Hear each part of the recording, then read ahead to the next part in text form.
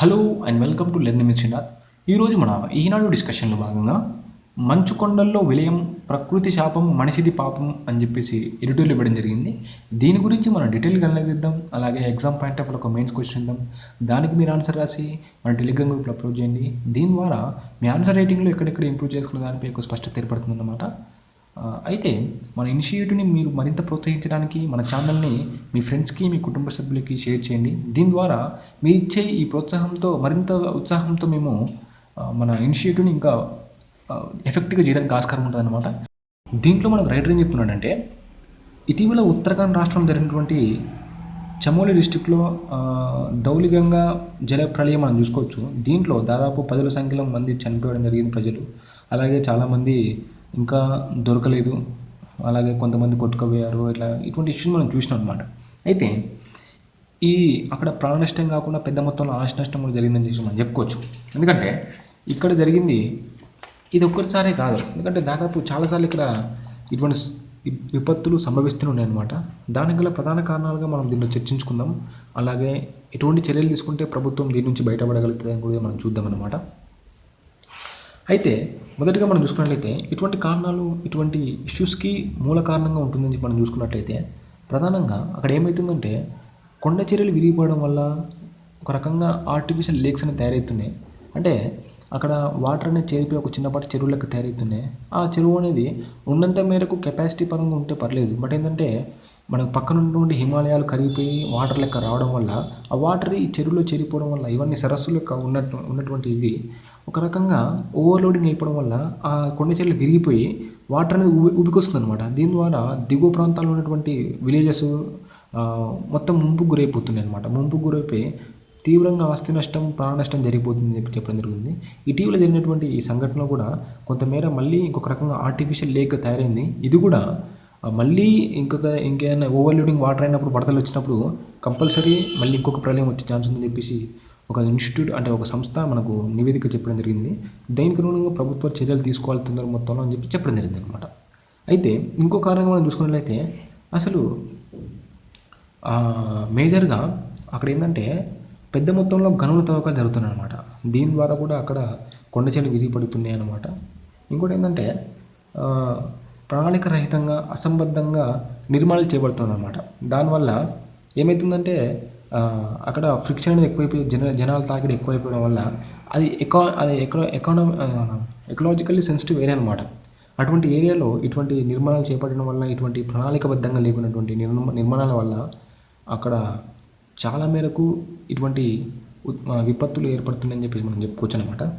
అయితే ఆధ్యాత్మికంగా చాలామంది ఆ ప్రాంతాలకు వెళ్తారనమాట. ఉదాహరణ చూసుకున్నట్లయితే 2013లో కూడా అక్కడ జరిగినటువంటి కేదార్నాథ్ ఇష్యూ చూసుకున్నట్లయితే దాదాపు 5,000 మంది చచ్చిపోయారు అనమాట.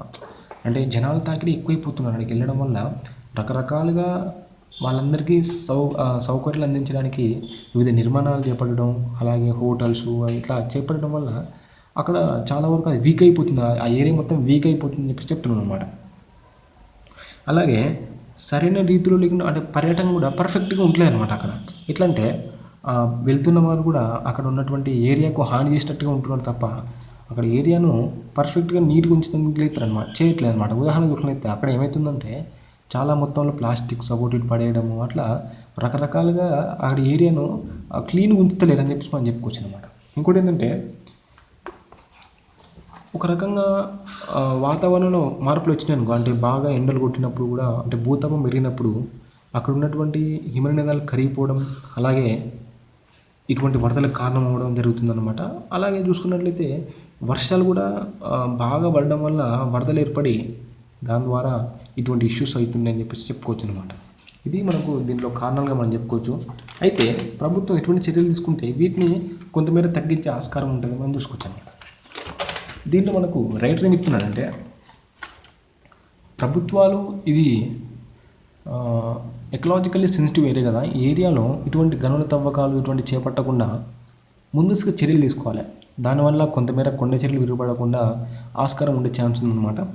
అలాగే ప్రణాళికబద్ధంగా నిర్మాణాలు చేపట్టాలి. ఎవరు పడితే వాళ్ళకి లైసెన్స్లు ఇవ్వకుండా పర్ఫెక్ట్గా వాళ్ళ డిజైనింగ్ చూసి ఆ డిజైనింగ్ ఓకే ఈ ఏరియాలో బాగానే ఉంటుంది అనుకుంటే మాత్రమే వాళ్ళకు మంజూరు చేయాలన్నమాట లైసెన్స్. అప్పుడు మాత్రం నిర్మాణం కట్టే విధంగా ఉండాలన్నమాట. అట్లా కాకుండా ఎవరు పడితే వాళ్ళకి ఇట్లా లైసెన్స్ ఇచ్చేయడం వల్ల ఒక ప్రణాళిక లేకుండా ఎక్కడ పడితే అక్కడ నిర్మాణాలు చేపట్టడం వల్ల ఇటువంటి ఇష్యూసే మళ్ళీ మళ్ళీ వస్తాయి. వచ్చి ప్రాణ నష్టమే కాక ఆస్తి నష్టం కూడా చేయబోతాయి అన్నమాట. కాబట్టి ప్రభుత్వాలు ఈ మేరకు చర్యలు తీసుకోవచ్చని చెప్పుకోవచ్చు. ఇంకోటి ఏంటంటే, ఇటువంటి ప్రమాదం జరిగినప్పుడు పెద్ద మొత్తంలో సాయుధ బలగాలని అలాగే మనం చూసుకున్నట్లయితే కమ్యూనికేషన్ సిస్టమ్ని బాగా ఉపయోగించుకోవాలి. అందుకని మనము ఈ జీపీఎస్ని పట్టించుకోవడం, మన జీపీఎస్ ద్వారా మనం ఏం చేయాలంటే, అలాగే మన నావిక్ ఉంది కదా, ఆ నావిక్ ద్వారా మనం ఏం చేయాలంటే అసలు ఎక్కడెక్కడ ఇష్యూస్ ఎరేజ్ అయినాయి కాబట్టి చాలా తొందరగా అక్కడికి వెళ్ళి వాళ్ళని కాపాడే విధంగా ప్రభుత్వాలు చర్యలు ఉండాలని చెప్పి మనం చెప్పుకోవచ్చు. ఇంకోటి ఏంటంటే, ఈ దిగువ ప్రాంతాల్లో ఉన్నటువంటి గ్రామాలను అక్కడ నుంచి తరలించేసి పునరావాస కేంద్రాలకు పంపించాలన్నమాట. వాళ్ళకి ఇంకో వేరే రకంగా ఇల్లు కట్టించడం అంటే మంచి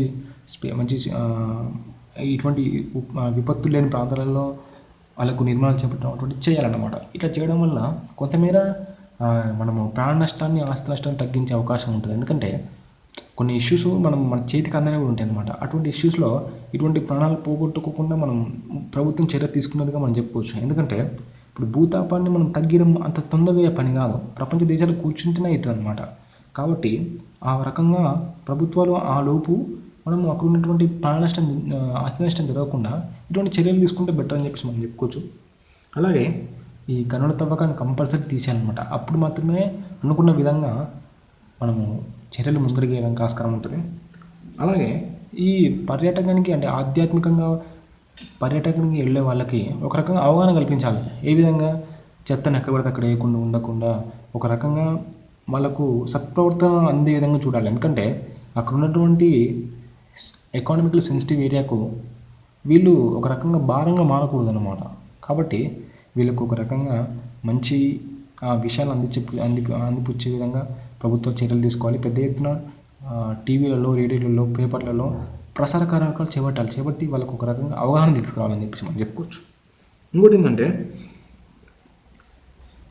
ఈ ముందస్తు అంటే ఇటువంటి నష్టం జరగకుండా ఏం చేయాలంటే వివిధ వాతావరణ కేంద్రాలు ఏర్పాటు చేయాలన్నమాట. ఇట్లా వీటిని ఏర్పాటు చేయడం వల్ల కొంతమేర ముందస్తుగానే మనము ఇటువంటిది ఎక్స్పెక్ట్ చేయొచ్చు. దాని ద్వారా మనము చర్యలు తీసుకోవడానికి ఆస్కారం ఉంటుంది. అంటే ప్రాణ నష్టం అలాగే ఆస్తి నష్టం జరగకుండా మనం చర్యలు తీసుకోవచ్చు అనమాట. ఇది మనకు ఎడిటోరియల్ చెప్పడం జరిగింది. చాలా బాగుంది ఎడిటోరియల్, చదవండి. దీని క్వశ్చన్ ఏ విధంగా వస్తే మనం చూద్దాం.